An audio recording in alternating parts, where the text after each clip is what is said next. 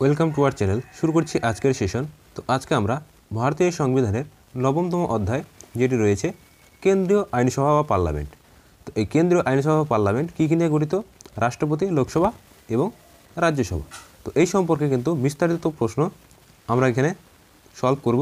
তো আমাদের কিন্তু সংবিধানের অধ্যায় ভিত্তিক কিন্তু 8টি পর্ব কিন্তু এর আগে করানো হয়েছে। বিভিন্ন টপিক থেকে প্রত্যেক অবশ্যই দেখে নেবে। এখান থেকে কিন্তু 100% প্রশ্ন তোমরা অবশ্যই এক্সামে কমন পাবে। এর বাইরে তোমরা লিখে রাখতে পারো, কোনো প্রশ্ন কিন্তু এক্সামে আসবে না। তো দেখো, কেন্দ্রীয় আইনসভা। তো প্রথম প্রশ্নটি দেখো, ভারতের কেন্দ্রীয় আইনসভা সংবিধানের কত নম্বর ধারা অনুসারে গঠিত হয়েছে? ভীষণ গুরুত্বপূর্ণ। তো কেন্দ্রীয় আইনসভা, যেটাকে আমরা পার্লামেন্ট বলে থাকি, তো ভারতীয় সংবিধানের দেখো 79 অর্থাৎ 79 নম্বর ধারা অনুসারে কিন্তু গঠিত হয়েছে। তো ভীষণ গুরুত্বপূর্ণ, এক্সামে কিন্তু আসে যে কত নম্বর ধারা অনুসারে পার্লামেন্ট কিন্তু গঠন করা হয়। তো এক্সামে যদি আসে তো অবশ্যই কিন্তু 79 হবে সঠিক উত্তর। ভীষণ গুরুত্বপূর্ণ, প্রশ্নটিকে অবশ্যই স্টার মার্ক দেবে। নেক্সট, ভারতের কেন্দ্রীয় আইনসভাকে কি বলা হয়? তো দেখো, ভারতের কেন্দ্রীয় আইনসভাকে বলা হয় পার্লামেন্ট। কি বলা হয়? পার্লামেন্ট। তো অবশ্যই কিন্তু এটিকে মনে রাখবে। এবং এটার একটি অপর নাম সংসদ। তো সংসদ নামেও কিন্তু ডাকা হয়। যে ভারতের যে কেন্দ্রীয় আইনসভা তাকে কী বলা হয়? তো মনে রাখবে সংসদ বা পার্লামেন্ট। নেক্সট প্রশ্নটি ভীষণ গুরুত্বপূর্ণ, এক্সামে বহুবার কিন্তু এই প্রশ্নটি এসছে, প্রত্যেকে কিন্তু ডবল স্টার দেবে। তো এই ধরনের প্রশ্নগুলো কিন্তু এক্সামে ভীষণ পরিমাণে আসে। দেখো, পার্লামেন্টের উপাদানগুলি কী কী? তো দেখো, ভারতের যে পার্লামেন্ট সেটি রাষ্ট্রপতি, রাজ্যসভা এবং লোকসভা। কে কে? রাষ্ট্রপতি, রাজ্যসভা এবং লোকসভা নিয়ে কিন্তু এই ভারতীয় পার্লামেন্ট গঠিত হয়েছে।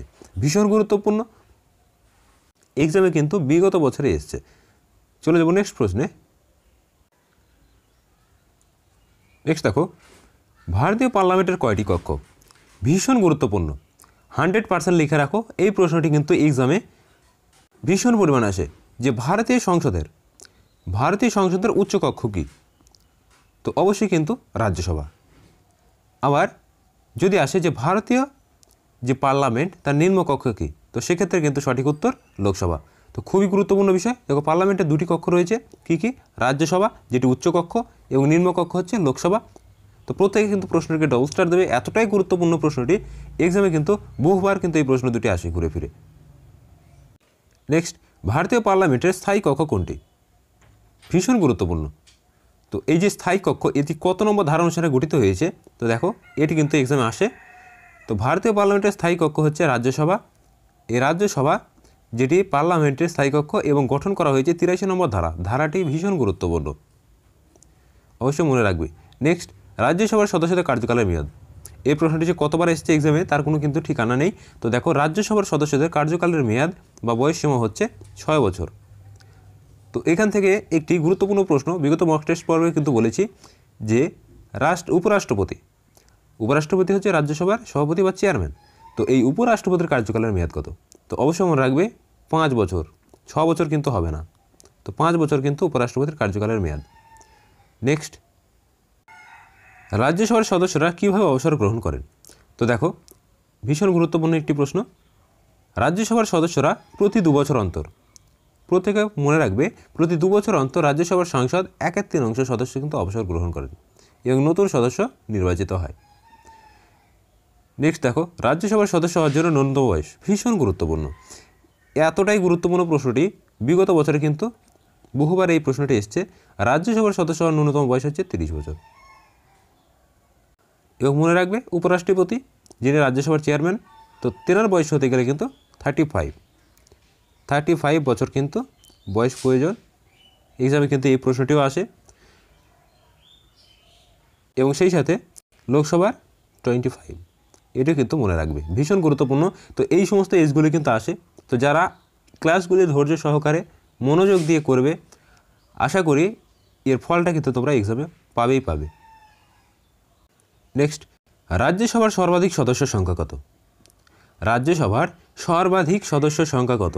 ভীষণ গুরুত্বপূর্ণ এবং এক্সামে কিন্তু আসে। তো রাজ্যসভার সর্বাধিক সদস্য সংখ্যা হচ্ছে 250 জন এবং অঙ্গরাজ্য এবং কেন্দ্রশাসিত অঞ্চলের 238 জন এবং 12 জন রাষ্ট্রপতি কর্তৃক মনোনীত। এই প্রশ্নটিকে ভীষণ গুরুত্বপূর্ণ, প্রত্যেকে ডবল স্টার দেবে, এতটাই গুরুত্বপূর্ণ। এক্সামে কিন্তু ভীষণ পরিমাণ আছে যে রাষ্ট্রপতি দ্বারা সংবিধানে নিয়ম অনুসারে যে রাজ্যসভা গঠিত হয়েছে, সেই রাজ্যসভায় রাষ্ট্রপতি কতজন সদস্যকে কিন্তু মনোনীত করেন? তো অবশ্যই মনে রাখবে 12 জন। তো এই 12 জনের মধ্যে কিন্তু বিভিন্ন ফিল্ড থাকে, যেরকম প্লেয়ার, সমাজকর্মী এবং সেই সাথে আদার সোর্স থেকে কিন্তু এই 12 জনকে মনোনীত করা হয়। এবং এই যে 12 জন মনোনীত করা হয়, এনারা কিন্তু রাষ্ট্রপতি নির্বাচনে কিন্তু ভোট দিতে পারবেন না। কি বললাম? রাষ্ট্রপতি নির্বাচনে কিন্তু এই 12 জন, যেটি রাষ্ট্রপতি কর্তৃক মনোনীত, এনারা কিন্তু ভোট প্রদান করতে পারবেন না। ভীষণ গুরুত্বপূর্ণ একটি প্রশ্ন কিন্তু এক্সামে আসে যে রাষ্ট্রপতি নির্বাচনে কিন্তু এরা ভোট প্রদান পারবেন না। এবং মনে রাখবে রাষ্ট্রপতিকে কিন্তু অপসারিত করতে পারবেন। কি বললাম? রাষ্ট্রপতি নির্বাচনে অংশগ্রহণ করতে পারছেন না, কারণ এদেরকে মনোনীত করা হয়েছে, রাষ্ট্রপতি তো মনোনীত করছেন। এবং এনারা কিন্তু ইমপিচমেন্ট করতে পারবেন, অর্থাৎ রাষ্ট্রপতির সঙ্গে যখন কোনো আপোষ বা কোনো সংবিধান ভঙ্গের যদি কোনো অভিযোগ দেখা যায়, তো রাষ্ট্রপতিকে কিন্তু ইমপিচমেন্ট করতে পারবেন। নেক্সট দেখো, বর্তমান রাজ্যসভার সদস্য সংখ্যা কত? তো দেখো 1992 সালে সংবিধান সংশোধনী আইন অনুসারে কিন্তু 2026 সাল পর্যন্ত রাজ্যসভার সদস্য সংখ্যা 245 জন নির্বাচিত। এর মধ্যে 12 জন কিন্তু মনোনীত। তো বললাম এই 12 জন মনোনীত এবং 245 জন কিন্তু নির্বাচিত সদস্য। নেক্সট দেখো, রাজ্যসভার সদস্যরা কীভাবে নির্বাচিত হন? এই প্রশ্নটিকে প্রত্যেকে স্টার মার্ক দেবে। তো রাজ্যসভার সদস্যরা নির্বাচিত হন অঙ্গরাজ্য এবং কেন্দ্রশাসিত অঞ্চলের যে প্রতিনিধিরা, তো এনারা কিন্তু পরোক্ষ ভোট প্রদান করেন। এই পরোক্ষ ভোটের মাধ্যমে কিন্তু নির্বাচিত হন। তো এক্সামে কিন্তু আসে যে রাষ্ট্রপতি নির্বাচন কিংবা রাজ্যসভার যে সদস্যদের নির্বাচন, তো এগুলি যে নির্বাচনগুলি সংঘটিত হয়, তো কোন রকমের নির্বাচন বা কী ধরনের নির্বাচন? প্রত্যক্ষ, পরোক্ষ নাকি আনুষ্ঠানিক? তো এইরকম বিভিন্ন কিন্তু অপশন দেওয়া থাকবে। তো অবশ্যই কিন্তু পরোক্ষ নির্বাচন বা পরোক্ষ ভোটের মাধ্যমে কিন্তু এরা নির্বাচিত হয়ে থাকে। তো এই প্রশ্নটিকে অবশ্যই স্টার মার্ক দেবে। রাষ্ট্রপতি রাজ্যসভায় কতজন সদস্য মনোনীত করেন? তো দেখো একটু আগেই কিন্তু বললাম যে 12 জন। ভীষণ গুরুত্বপূর্ণ প্রশ্ন, এক্সামে কিন্তু আসে। নেক্সট, রাজ্যসভায় কোন রাজ্যের প্রতিনিধির সংখ্যা সর্বাধিক? তো একটা কমন জিনিস কিন্তু আমরা জানি যে উত্তরপ্রদেশের জনসংখ্যা কিন্তু সব থেকে বেশি, তাই তো? তো অবশ্যই কিন্তু উত্তরপ্রদেশের যে সদস্য সংখ্যা সেটি সর্বাধিক হবে। সঠিক উত্তর কিন্তু উত্তরপ্রদেশ। দেখো কতজন রয়েছে? মোট কিন্তু 31 জন। নেক্সট, রাজ্যসভায় পশ্চিমবঙ্গের সদস্য কতজন প্রতিনিধি রয়েছেন? ভীষণ গুরুত্বপূর্ণ। তো অবশ্যই কিন্তু প্রশ্নটি স্টার মার্ক দিবে। এক্সামে কিন্তু বিগত বছরে এসেছিল, তো আপকামিং এক্সামে কিন্তু বলা যায় না, আসতে পারে। তো দেখো রাজ্যসভায় পশ্চিমবঙ্গের সদস্য বা প্রতিনিধিত্ব করছেন কতজন? 16 জন। তো 16 জন প্রতিনিধিত্ব কিন্তু রয়েছেন। নেক্সট, রাজ্যসভায় সভাপতি করেন কে? উপরাষ্ট্রপতি। তো উপরাষ্ট্রপতি সভাপতি সম্পর্কে কিন্তু বিস্তারিত ক্লাস দেওয়া রয়েছে, অবশ্যই চ্যানেলে ভিজিট করে দেখে নেবে। যদি তোমরা কিন্তু মনোযোগ সহকারে এই অধ্যায়ভিত্তিক ক্লাসগুলো দেখো, আমি 100% বলে রাখি এর বাইরে কিন্তু একটি প্রশ্ন এক্সামে দেখতে পাবে না। কেননা প্রত্যেকটি প্রশ্ন, যত রকমের প্রশ্ন বিগত বছরে এসছে, আপকামিং এক্সামের জন্যও যেগুলো গুরুত্বপূর্ণ, তো সমস্ত প্রশ্ন কিন্তু মক টেস্ট পর্বের মাধ্যমে রয়েছে। একেবারে A to Z কিন্তু প্রোভাইড করা হচ্ছে তোমাদেরকে। নেক্সট দেখো, উপরাষ্ট্রপতি রাজ্যসভায় কখন ভোট প্রদান করেন? ভীষণ গুরুত্বপূর্ণ, অবশ্যই প্রশ্নটিকে স্টার মার্ক দিয়ে দেখো। উপরাষ্ট্রপতি রাজ্যসভায় ভোট প্রদান করে কখন? দেখো উপরাষ্ট্রপতি রাজ্যসভায় শুধুমাত্র নির্ণায়ক ভোট প্রদান করেন। এই নির্ণায়ক ভোটটা কখন প্রদান করেন?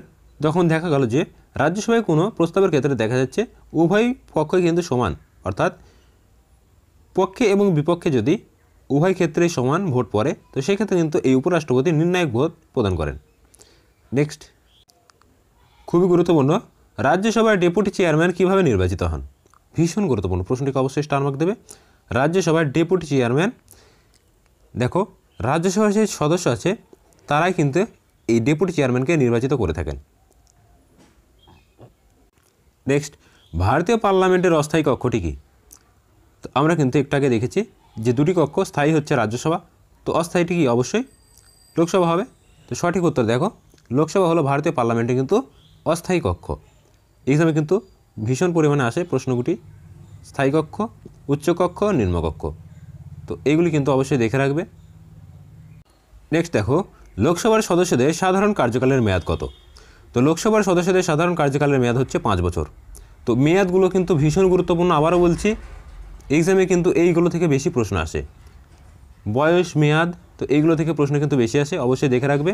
নেক্সট, লোকসভার সদস্যের ন্যূনতম বয়স 25 বছর, তো কার্যকাল 5 বছর এবং ন্যূনতম বয়স কিন্তু 25 বছর। রাজ্যসভার ক্ষেত্রে কিন্তু কার্যকালের মেয়াদ 5 বছর এবং ন্যূনতম বয়স কিন্তু 30 বছর। বিষয়টি অবশ্যই লক্ষ্য রাখবে, এক্সামে কিন্তু রিপিট করে।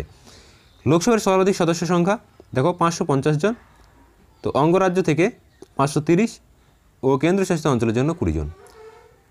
তো এটি পূর্বে মূলত মানে আমাদের যে সংবিধান সংশোধনী হয় সেটা আমরা জানি। তো এই সংবিধান সংশোধনী অনুসারে কিন্তু আমরা যে দেখতাম যে 2 জন ইঙ্গ ভারতীয়কে রাষ্ট্রপতি কিন্তু লোকসভার সদস্য হিসেবে মনোনীত করত। তো এইখানে এই 2 জনকে যে মনোনীত করত, এই 2 জন মনোনীত কিন্তু এখন বর্তমানে উঠিয়ে দিয়েছে। তো এই জন্য কিন্তু 552 থেকে কিন্তু 550 জন সদস্য কিন্তু রয়েছে। আবারও বলে রাখি যে আমাদের ভারতীয় রাষ্ট্রপতি যিনি 2 জন ইঙ্গ ভারতীয় সদস্যকে লোকসভায় মনোনীত করতেন, তো এটি কিন্তু সংবিধান সংশোধনের মাধ্যমে উঠিয়ে দেওয়া হয়েছে এবং বর্তমানে কিন্তু সর্বাধিক সদস্যের সংখ্যা দাঁড়িয়েছে 550 জন। আশা করি তোমরা কিন্তু বুঝতে পেরেছ।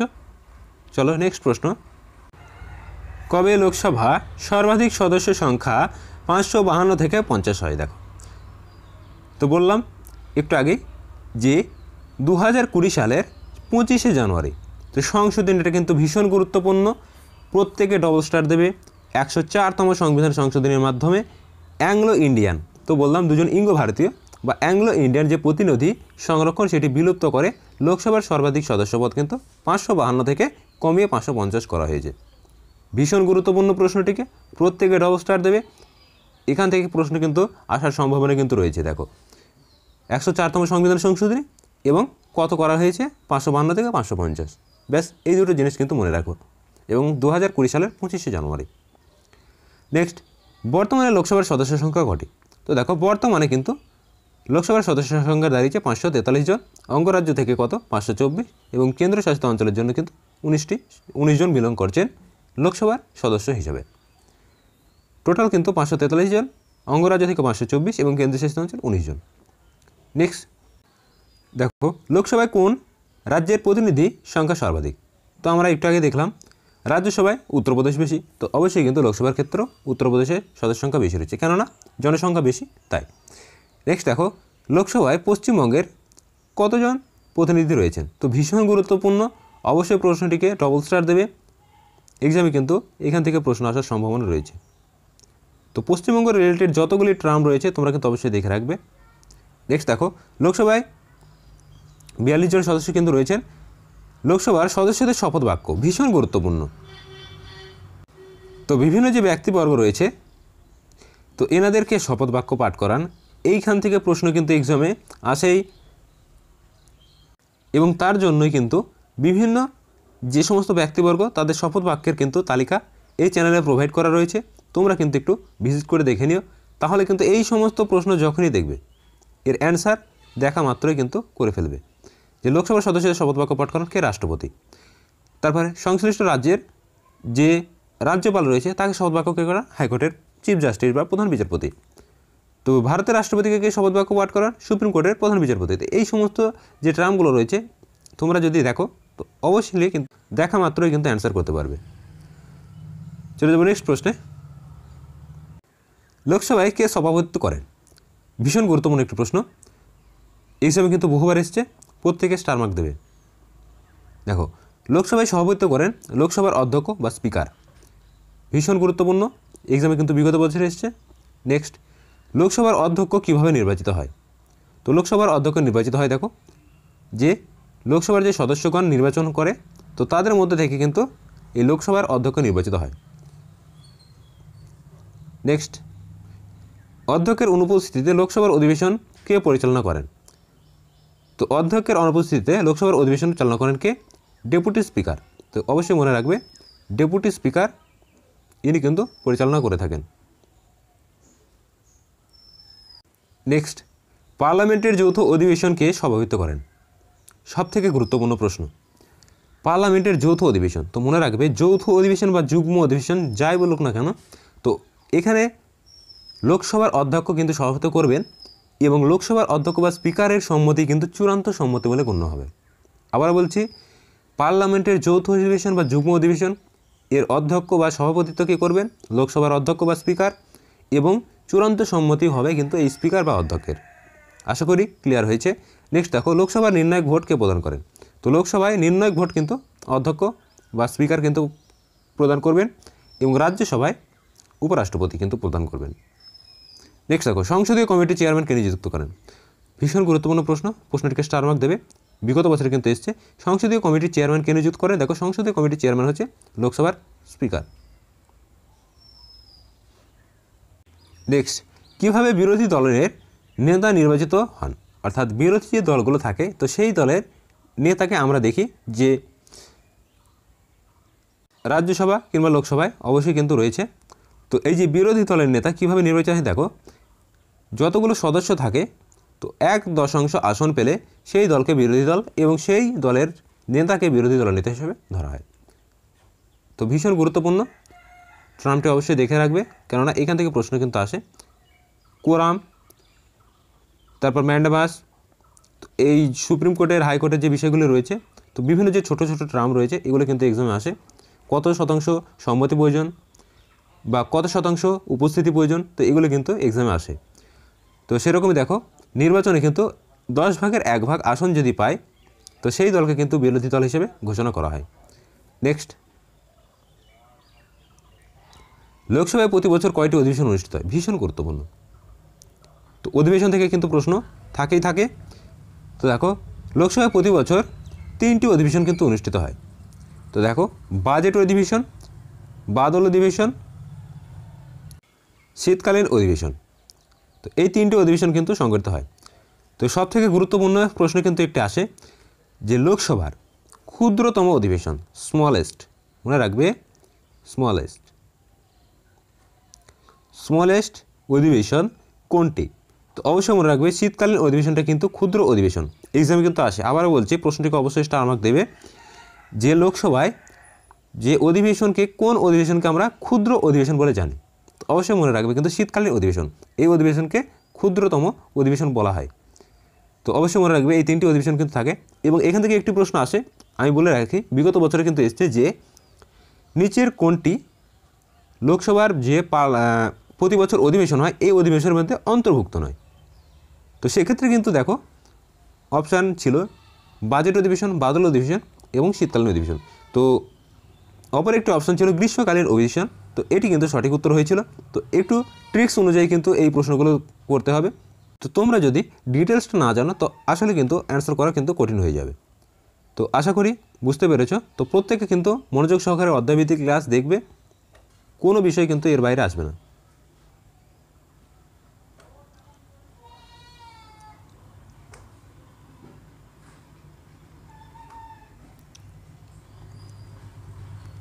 নেক্সট দেখো, লোকসভার দীর্ঘতম অধিবেশন কোনটি? তো বললাম ক্ষুদ্রতম হচ্ছে শীতকালীন অধিবেশন, দীর্ঘতম অধিবেশন। দুটো প্রশ্নই কিন্তু ভীষণ গুরুত্বপূর্ণ, এক্সামে কিন্তু আসে। তো যে প্রশ্ন কিন্তু বিগত বছরে এসছে এবং যেগুলো ভীষণ ইম্পর্টেন্ট সেগুলো কিন্তু স্টার মার্ক দিয়ে দিচ্ছে। তো অবশ্যই কিন্তু মনোযোগ সহকারে দেখবে। লোকসভার দীর্ঘতম অধিবেশন কোনটি? তো লোকসভার দীর্ঘতম অধিবেশন হচ্ছে বাজেট অধিবেশন। বাজেট অধিবেশন হচ্ছে দীর্ঘতম অধিবেশন। নেক্সট, প্রশ্নটিকে প্রত্যেকে ডবল স্টার দেবে, এতটাই গুরুত্বপূর্ণ। বিগত বছরে কিন্তু বহুবার কিন্তু এই প্রশ্নটি দেখা গেছে। লোকসভায় 2টি অধিবেশনের মধ্যে সর্বাধিক যে ব্যবধান, 2টি অধিবেশনের মধ্যে সর্বাধিক যে ব্যবধান, তো সেটি কত? তো অবশ্যই কিন্তু মনে রাখবে 2টি অধিবেশনের মধ্যে সর্বাধিক কিন্তু 6 মাসের বিরতি রাখা যায়, এর বেশি কিন্তু বিরতি রাখা যাবে না। অর্থাৎ 6 মাস হয়ে গেলে কিন্তু অধিবেশন বসতেই হবে, এটি কিন্তু নিয়ম। তো ভীষণ গুরুত্বপূর্ণ, এক্সামে কিন্তু বিগত বছরে এসছে। নেক্সট দেখো, লোকসভার অধিবেশনের কার্যকালীন সময় কত? তো লোকসভার অধিবেশনের কার্যকালীন সময় হচ্ছে সকল অধিবেশন সকাল 11টা থেকে কিন্তু দুপুর 1টা এবং দুপুর 2টো থেকে কিন্তু বিকাল 6টা পর্যন্ত। ভীষণ গুরুত্বপূর্ণ। তো মনে রাখবে এখানে একটি গুরুত্বপূর্ণ বিষয় কিন্তু দেখার আছে। দেখো, লোকসভার যে অধিবেশনের কার্যকালীন সময়, তো সকাল 11টা থেকে দুপুর 1টা পর্যন্ত এটি কিন্তু হয় এবং এই দুপুর 2টো থেকে আবার বিকেল 6টা পর্যন্ত কিন্তু অধিবেশন হয়।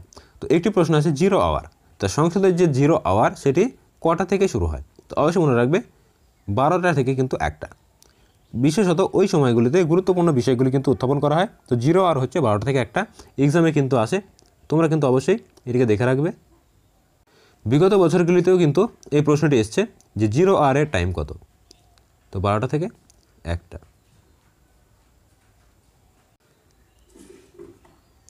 নেক্সট, বিল কখন আইনে পরিণত হয়? তো বিল কখন আইনে পরিণত হয়?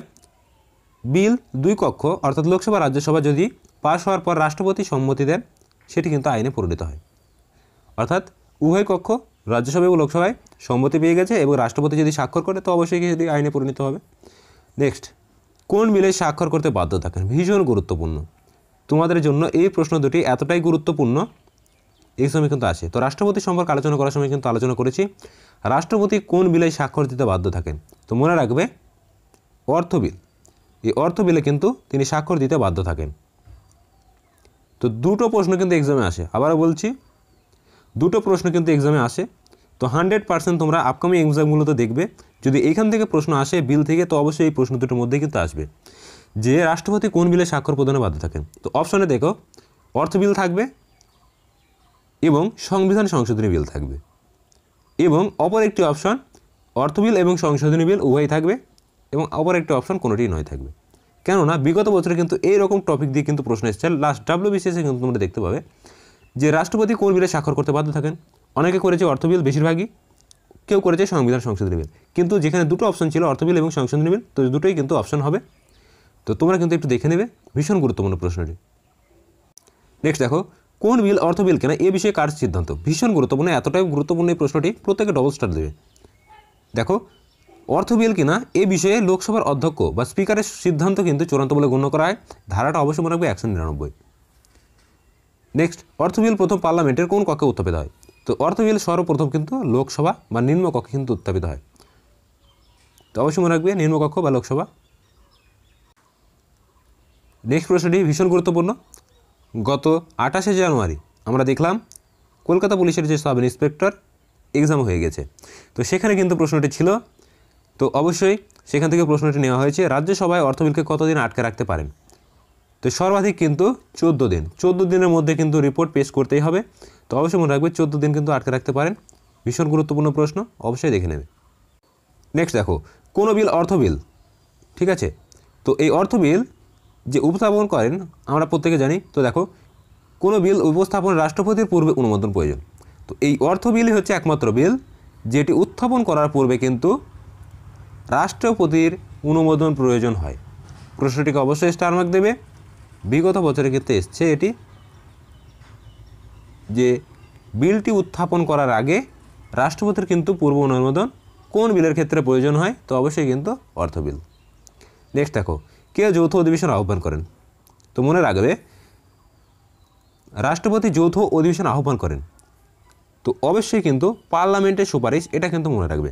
তো পার্লামেন্টের সুপারিশ ক্রমে কিন্তু বা লোকসভার সুপারিশে কিন্তু এই রাষ্ট্রপতি অধিবেশন আহ্বান করে থাকেন, যৌথ অধিবেশন বা যুগ্ম অধিবেশন। নেক্সট, রাষ্ট্রপতির নির্বাচন ও ইমপিচমেন্ট ক্ষমতা পার্লামেন্টের কোন কক্ষে রয়েছে? তো অবশ্যই মনে রাখবে কিন্তু উভয় কক্ষ, রাজ্যসভা এবং লোকসভা উভয় কক্ষে কিন্তু রয়েছে। তো বিশেষত এই প্রশ্ন দুটি ভীষণ গুরুত্বপূর্ণ। বললাম যৌথ অধিবেশন রাষ্ট্রপতি আহ্বান করেন এবং অনেক সময় এক্সামে দিয়ে দেয় কার সুপারিশে, এবং রাষ্ট্রপতি ইমপিচমেন্ট ক্ষমতা কোন কক্ষে রয়েছে? তো অবশ্যই মনে রাখবে উভয় কক্ষেই কিন্তু রয়েছে। ব্যাস এটুকু জানলেই হয়ে যাবে। নেক্সট দেখো, পার্লামেন্টের বৈধ অধিবেশনে কতজন সদস্যদের কোরাম? ভীষণ গুরুত্বপূর্ণ প্রশ্নটিকে প্রত্যেকে ডবল স্টার দেবে, এতটাই গুরুত্বপূর্ণ প্রশ্নটি। কোরাম, তো বললাম আলোচনার সময় যে এই সমস্ত সদস্য বা কত শতাংশ উপস্থিতি বা কত শতাংশ সম্মতি, এগুলো একটু দেখে রাখবে। এখান থেকে প্রশ্ন 100% কিন্তু তোমরা কমন পাবে। পার্লামেন্টের বৈধ অধিবেশনে কতজন সদস্য উপস্থিত আবশ্যক? দেখো, পার্লামেন্টের যে বৈধ অধিবেশন, তো সেখানে কোরাম অর্থাৎ 1/10, অর্থাৎ 100 ভাগের মধ্যে কিন্তু 1% বা 10 ভাগের মধ্যে কিন্তু 1 ভাগ। তো এই 10% সদস্য কিন্তু উপস্থিতিতে লোকসভায় 55 ও রাজ্যসভায় কিন্তু 25 জন সদস্য। তো এটি কিন্তু লাগবে। বুঝতে পারলে? আশা করি তোমরা ক্লিয়ার হয়েছে। তো এখানে 55 এই জন্য বলা হয়েছে, আমরা কি জানি লোকসভায় সর্বাধিক সদস্য সংখ্যা ইঙ্গ ভারতীয় বাদ দিয়ে বর্তমানে এখন দাঁড়িয়েছে কত 550। তো এই 550-এ 10% হবে কত, তো 10% কিন্তু 55। ঠিক একইভাবে 250 250-এর 10% কিন্তু 25। তো সেটাই কিন্তু এটা করা হয়েছে। নেক্সট দেখো, কেন্দ্রীয় মন্ত্রিসভা কোথায় দায়বদ্ধ থাকেন? দেখো, কেন্দ্রীয় মন্ত্রিসভা লোকসভার কাছে দায়বদ্ধ থাকেন। তো এখানে একটি ইন্টারেস্টিং প্রশ্ন কিন্তু আসে যে ভারতের যে প্রধানমন্ত্রী, তো এনার প্রধান কাজ কি? তো অবশ্যই মনে রাখবে লোকসভার কাছে কিন্তু দায়বদ্ধ থাকা। তো এই কেন্দ্রীয় মন্ত্রিসভা আমরা জানি প্রধানমন্ত্রীর যে 3টি মন্ত্রিসভা রয়েছে, কী কী জানি আমরা? রাষ্ট্রমন্ত্রী, উপমন্ত্রী এবং ক্যাবিনেট মন্ত্রী। তো এই 3টে মন্ত্রী কিন্তু থাকে আমরা জানি। তো এই মন্ত্রিসভার কাছে কিন্তু দায়বদ্ধ থাকেন লোকসভার কাছে, এবং প্রধানমন্ত্রী দায়বদ্ধ থাকেন তিনিও কিন্তু লোকসভার কাছে। তো বিষয়টি কিন্তু অবশ্যই দেখে রাখবে, এই দুটো প্রশ্নই কিন্তু এক্সামে আসে মন্ত্রিসভা থেকে। নেক্সট, লোকসভার নেতা বা নেত্রীকে, ভীষণ গুরুত্বপূর্ণ। দেখো, লোকসভার নেতা বা নেত্রী হলেন কিন্তু প্রধানমন্ত্রী, অর্থাৎ যিনি প্রধানমন্ত্রী হবেন তিনি হচ্ছে লোকসভার নেতা বা নেত্রী। নেক্সট দেখো, একটি গুরুত্বপূর্ণ বিষয় আমাদের যে রাজ্য আইনসভা আছে, এই রাজ্য আইনসভা একটু দেখে রাখা ভালো, এখান থেকে কিন্তু প্রশ্ন আসে।